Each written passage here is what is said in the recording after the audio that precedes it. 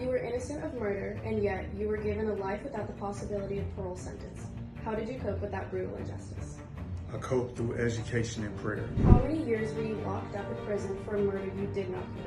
27 and a half years. How did you not lose hope and faith that one day you would be free? A good lawyer. This is the story of winning the impossible case. Shannon Secrease was supposed to die in prison while serving a life with no possibility of parole sentence in California for murder. Because, however, we won the impossible, Shannon Secrease is now free. On September 15th, 1996, while a juvenile, Shannon was involved in a murder robbery. 2 years later, after a trial riddled with flaws, he was convicted of first-degree murder with special circumstances and was sentenced to life in prison without the possibility of parole. When Shannon contacted my law office in June 2020, I knew 3 things. First, he was innocent of the crime of murder. Second, he was over-sentenced to an appalling degree. And third, his previous lawyer had failed him miserably.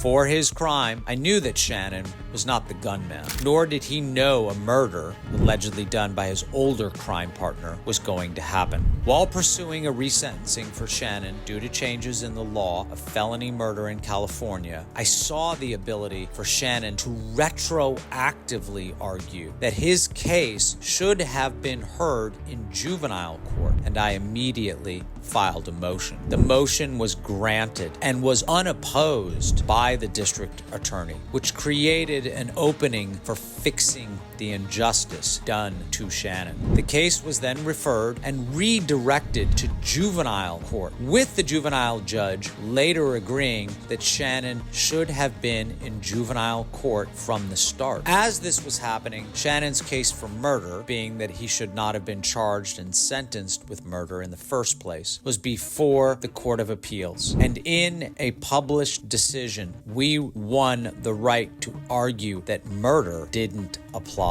While underway, because of my advice, Shannon was doing self-help programming.